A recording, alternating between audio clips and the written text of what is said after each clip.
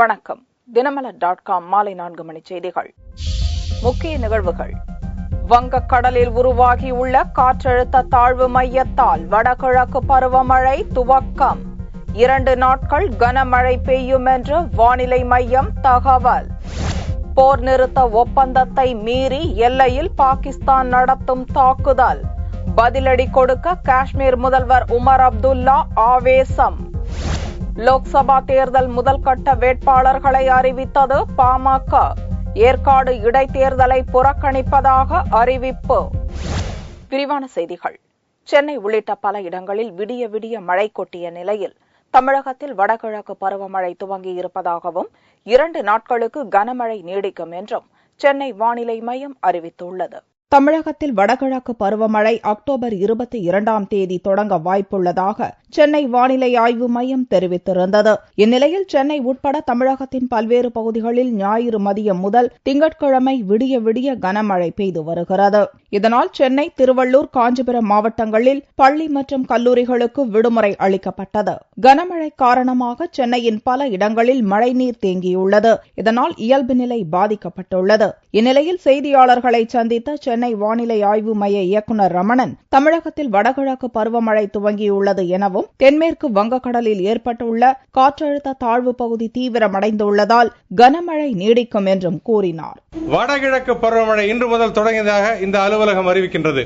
நேற்று தென் வங்கக்கடலில் உதயமான அந்த காற்றழுத்த தாழ்வு பகுதியானது தீவிரமடைந்து இன்று காலை 8:30 மணி அளவிலே தென்மேற்கு வங்கக்கடல் மற்றும் அதை ஒட்டியுள்ள மத்திய மேற்கு வங்கக்கடல் பகுதியில் ஒரு தீவிர காற்றழுத்த பகுதியாக நீடிக்கின்றது. இந்த தீவிர காற்றழுத்த தாழ்வு பகுதியின் காரணமாக கடந்த 24 மணி நேரத்திலே தமிழகம் மற்றும் புதுச்சேரியில் அநேக இடங்களில் மழை பெய்துள்ளது. அடுத்த 24 மணி நேரத்தை பொறுத்தவரை இந்த தீவிர காற்றழுத்த தாழ்வு பகுதியின் காரணமாக தமிழகம் மற்றும் புதுச்சேரியில் அநேக இடங்களில் நாம் மழை எதிர்பார்க்கலாம். ஓரிரு இடங்களில் கனமழையும் இருக்கக்கூடும். சென்னை நகரை பொறுத்தவரை வானம் மேகமூட்டத்துடன் இருக்கும். நகரிலே ஒரு முறை மழை வருவதற்கான வாய்ப்புண்டு. கடந்த 24 மணி நேரத்தில் அதிகபட்சமாக சென்னையில் 10 சென்டிமீட்டர் மழையும், புறநகர் பகுதிகளில் 7 சென்டிமீட்டர் மழையும் பதிவாகியுள்ளது. மழையில் தப்பித்துக் கொள்ள பேருந்து நிறுத்த நிழற்குடையின் கீழ் ஒதுங்கியவர்கள் மீது மின்னல் தாக்கியதில் 2 பேர் உடல் கருகி பரிதாபமாக பலியாயினர். காஞ்சிபுரம் மாவட்டம் மதுராந்தகம் அருகே பூங்குணம் கிராமத்தில் இடி மின்னலுடன் கனமழை பெய்தது. அப்போது மழைக்காக அக்கிராமத்தில் உள்ள பேருந்து நிறுத்த நிழற்குடையின் கீழ் ஒதுங்கியவர்கள் மீது திடீரென மின்னல் தாக்கியது. இச்சம்பவத்தில் பூங்குணம் கிராமத்தைச் சேர்ந்த பூஜா என்ற பெண் உட்பட 2 பேர் சம்பவ இடத்திலேயே உடல் கருகி பரிதாபமாக பலியாயினர். அங்கு நின்றிருந்த மற்ற 4 பேரும் மின்னல் தாக்கியதில் படுகாயமடைந்த நிலையில் மதுராந்தகம் அரசு மருத்துவமனையில் சிகிச்சை பெற்று வருகின்றனர். ஒரே கிராமத்தைச் சேர்ந்த 2 மின்னல் தாக்கி பலியான சம்பவம் பூங்குணம் கிராமத்தில் பெரும் சோகத்தை ஏற்படுத்தியுள்ளது. தொடர்ந்து போர் நிறுத்த விதிமீறலில் ஈடுபட்டு வரும் பாகிஸ்தானுக்கு பதிலடி கொடுக்க வேண்டும் என காஷ்மீர் முதல்வர் உமர் அப்துல்லா வலியுறுத்தியுள்ளார். ஜம்மு காஷ்மீர் எல்லையில் உள்ள 25 இந்திய முகாம்கள் மீது கடந்த 18ஆம் தேதி ஒரே நாளில் பாகிஸ்தானிய ராணுவத்தினர் தாக்குதல் நடத்தினர். ஞாயிறு இரவிலும் 6 முகாம்கள் மீது தாக்குதல் நடந்தது. இந்த தாக்குதல்களின் போது எல்லை பாதுகாப்பு படை வீரர்கள் மட்டுமின்றி அப்பாவி மக்களும் காயமடைந்துள்ளனர். இந்நிலையில் எல்லையில் பதற்றத்தை தணிக்கும் வகையில் 2 நாட்டு ராணுவ உயரதிகாரிகள் அளவிலான பேச்சுவார்த்தை நடத்தப்பட வேண்டும் என்று காஷ்மீர் முதல்வர் உமர் அப்துல்லா மீண்டும் வலியுறுத்தினார். பாகிஸ்தானின் அத்துமீறல் தொடர்ந்தால் இந்தியா பதிலடி கொடுக்க வேண்டும் என்றும் உமர் அப்துல்லா வலியுறுத்தியுள்ளார். இதனிடையே போலீஸ் நினைவு தினத்தை முன்னிட்டு டெல்லி சாணக்கியபுரியில் உள்ள போலீஸ் நினைவிடத்தில் மத்திய உள்துறை அமைச்சர் சுஷில்குமார் ஷிண்டே அஞ்சலி செலுத்தினார். பின்னர் சுஷில்குமார் ஷிண்டே கூறுகையில், பாகிஸ்தானிய ராணுவத்தினர் தொடர் அத்துமீறல் மற்றும் பயங்கரவாதிகளின் ஊடுருவல் ஆகிய விவகாரங்களில் மத்திய அரசு விழிப்புடன் இருப்பதாக தெரிவித்தார். காஷ்மீர் விவகாரத்துக்கு தீர்வு காண அமெரிக்கா தலையிட வேண்டும் என்று பாகிஸ்தான் பிரதமர் நவாஸ் ஷெரீப் கூறியதையும் சுஷில்குமார் ஷிண்டே நிராகரித்தார். देखिए, ये हमेशा हमारा स्टैंड रहा है. ये 2 कंट्री के बीच की बात है. तीसरी कंट्री यहाँ हिस्सा नहीं ले सकती है. ये आज से नहीं, पंडित जवाहरलाल नेहरू से ये हम यही हमारा राय रख रहे हैं और आज भी वही हमारी राय है. இந்த ஆண்டில் மட்டும் 150 முறை போர் நிறுத்த ஒப்பந்தத்தை பாகிஸ்தானிய ராணுவத்தினர் மீறியுள்ள நிலையில் காஷ்மீரின் சம்பா மாவட்டத்தில் உள்ள எல்லைக்கு செவ்வாயன்று நேரில் சென்று நிலவரத்தை நேரில் ஆராயவிருப்பதாகவும் சுஷில்குமார் ஷிண்டே தெரிவித்தார். ஏற்காடு இடைத்தேர்தலை புறக்கணித்துள்ள பாமக அடுத்த ஆண்டு வரவுள்ள லோக்சபா தேர்தலுக்கான முதல்கட்ட பட்டியலில் 5 வேட்பாளர்களை அறிவித்துள்ளது. சென்னையில் திங்களன்று பாமக நிறுவனர் ராமதாஸ் பத்திரிகையாளர்களை சந்தித்தார். டிசம்பர் 4ஆம் தேதி ஏற்காட்டு சட்டசபை தொகுதிக்கான இடைத்தேர்தலில் போட்டியிடப் போவதில்லை என்று கூறிய ராமதாஸ் வரும் லோக்சபா தேர்தலுக்கான வேட்பாளர் பட்டியலை வெளியிட்டார். கிருஷ்ணகிரியில் பாமக தலைவர் ஜி.கே. மணி, அரக்கோணத்தில் முன்னாள் மத்திய அமைச்சர் வேலு, ஆரணியில் முன்னாள் மத்திய அமைச்சர் ஏ.கே. மூர்த்தி, சேலத்தில் பாமக இளைஞரணி செயலாளர் அருள் மற்றும் புதுச்சேரியில் முன்னாள் எம்எல்ஏ அனந்தராமன் ஆகியோர் அறிவிக்கப்பட்டுள்ளனர். வரும் 2014 லோக்சபா தேர்தலில் தேசிய கட்சிகளோ திராவிட கட்சிகளோ இல்லாமல் பாமக தலைமையில் சமூக ஜனநாயக கூட்டணி களம் இறங்கியுள்ளதாக ராமதாஸ் தெரிவித்தார். பொதுக்குழு எடுத்த முடிவு தேசிய கட்சிகளோடும் திராவிட கட்சிகளோடும் கூட்டணி வைப்பதில்லை ஒரு முடிவு. திமுக, அண்ணா திமுக இந்த 2 கட்சிகளும் 46 ஆண்டு காலமாக தமிழகத்தை ஆண்டு சீரழித்து சமூக பொருளாதார பண்பாட்டு அரசியல் ரீதியாக வளரவில்லை. தமிழ்நாட்டினுடைய உரிமைகள் டெல்லியிலே அங்கே போராடி அல்லது வாதாடி நம்முடைய தமிழ்நாட்டினுடைய உரிமைகள் இவர்கள் மீட்டுக் கொடுக்கவில்லை. பெயரளவுக்கு முயற்சி எடுத்தார்கள். இது ஒரு முக்கியமான பிரச்சாரம். லோக்சபா தேர்தலில் அன்புமணி போட்டியிடுவது உறுதி என்று கூறியுள்ள ராமதாஸ் மற்ற வேட்பாளர்கள் விவரம் விரைவில் அறிவிக்கப்படும் என்றும் கூறினார். சஸ்பெண்ட் உத்தரவை ரத்து செய்ய கோரி தேமுதிக எம்எல்ஏக்கள் 6 பேர் தாக்கல் செய்த மேல்முறையீட்டு மனுவை சென்னை உயர்நீதிமன்றம் தள்ளுபடி செய்து உத்தரவிட்டுள்ளது. கடந்த பட்ஜெட் கூட்டத்தொடரின் போது அதிருப்தி தேமுதிக எம்எல்ஏ மைக்கேல் ராயப்பனை தாக்கியதாக குற்றம் சாட்டப்பட்ட தேமுதிக கொறடா சந்திரகுமார் உள்ளிட்ட 6 தேமுதிக எம்எல்ஏக்கள் 6 மாதங்களுக்கு சஸ்பெண்ட் செய்யப்பட்டனர். இதை எதிர்த்து தேமுதிக எம்எல்ஏக்கள் சந்திரகுமார், முருகேசன், பார்த்தசாரதி, நல்லத்தம்பி, செந்தில்குமார், அருள் செல்வன் ஆகிய 6 பேரும் சென்னை உயர்நீதிமன்றத்தில் வழக்கு தொடர்ந்தனர். நீதிபதி ராஜேஸ்வரன் முன்னிலையில் நடந்த இவ்வழக்கு தள்ளுபடி செய்யப்பட்டது. அதை எதிர்த்து 6 எம்எல்ஏக்களும் மேல்முறையீடு மனு செய்தனர். இம்மனு திங்களன்று தலைமை நீதிபதி ராஜேஷ்குமார் அகர்வால், நீதிபதி சத்யநாராயணன் ஆகியோர் கொண்ட முதல் அமர்வில் விசாரணைக்கு வந்தது. வழக்கை விசாரித்த நீதிபதிகள் சட்டசபை உரிமைக்குழு உரிய விசாரணை நடத்தி அதன் பரிந்துரை அடிப்படையில் எடுக்கப்பட்டுள்ள நடவடிக்கையில் நீதிமன்றம் தலையிட விரும்பவில்லை என்று கூறினர். மேலும் இதுபோன்ற சூழ்நிலையில் சட்டசபையின் நடவடிக்கையில் உயர்நீதிமன்றம் தலையிடாது என்றும் சட்டசபை சபாநாயகர் தனபாலின் உத்தரவுக்கு தடை விதிக்க முடியாது என்றும் கூறி தேமுதிக எம்எல்ஏக்களின் மேல்முறையீட்டு மனுவை தள்ளுபடி செய்து உத்தரவிட்டனர்.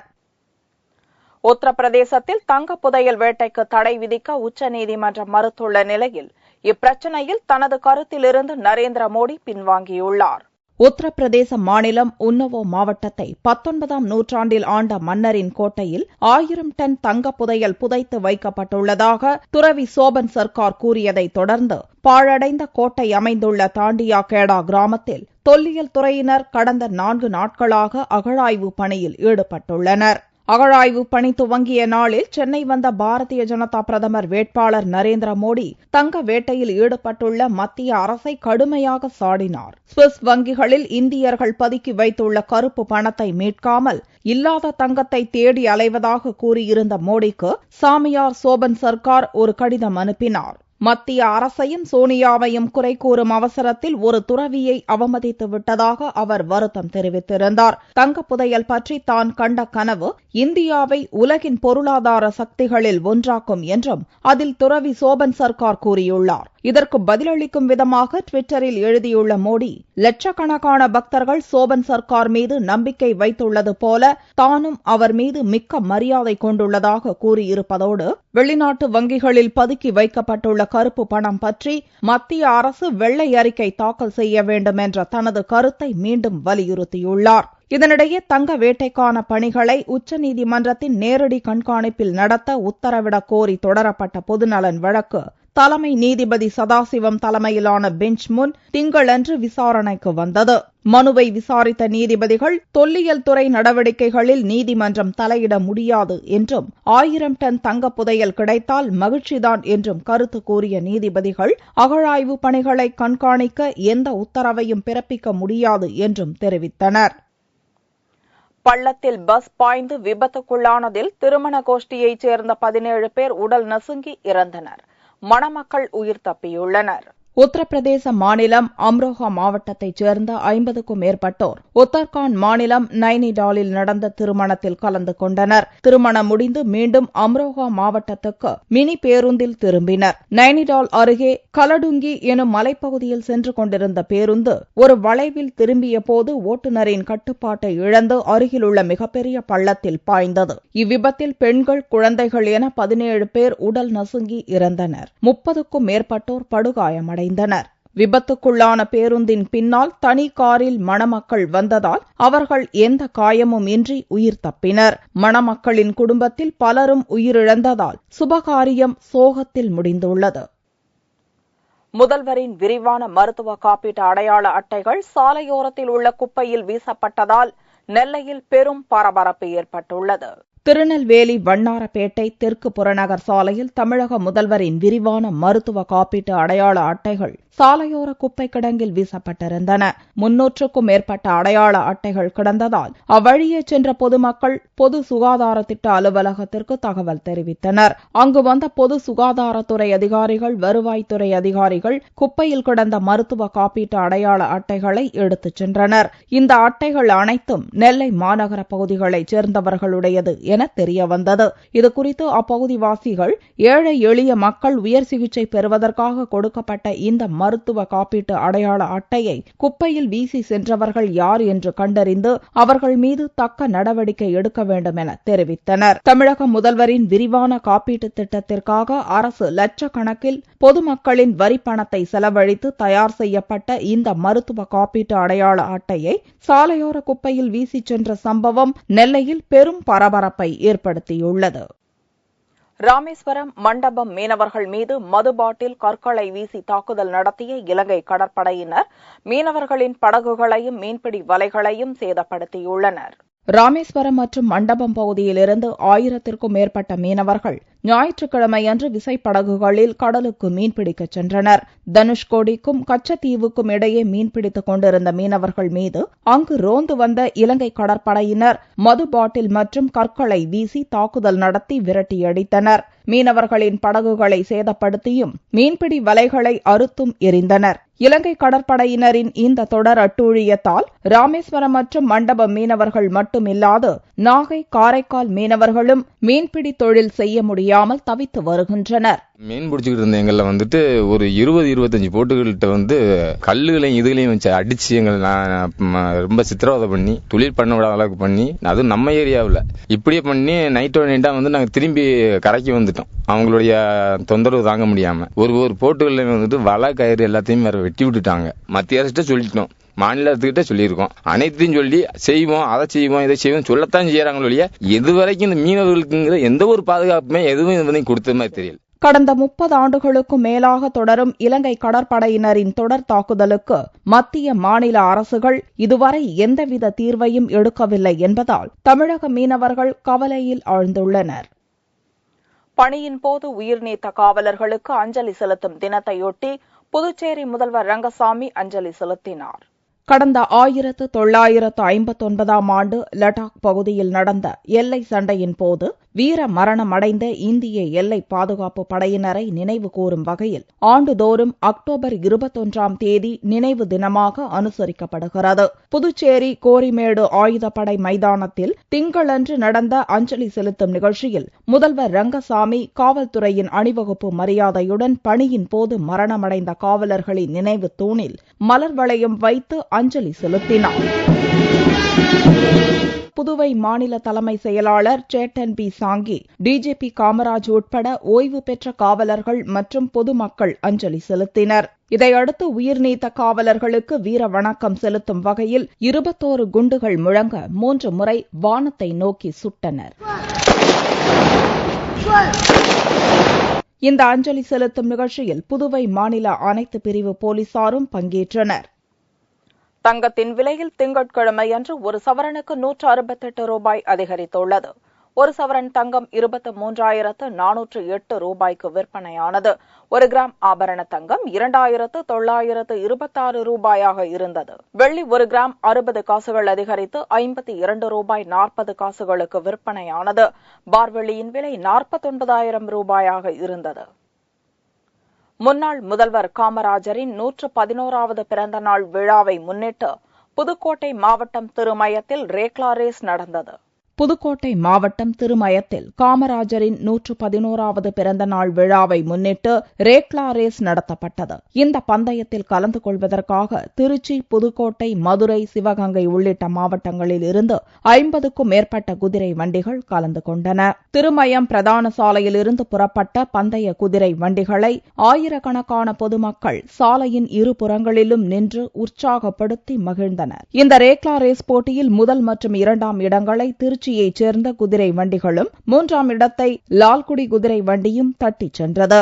அவர்களுக்கு முறையே 10,000, 9,000, 8,000 ரூபாய் பரிசுத் தொகை வழங்கப்பட்டது. மீண்டும் செய்திகள் இந்திய நேரப்படி இரவு 8 மணிக்கு. வணக்கம்.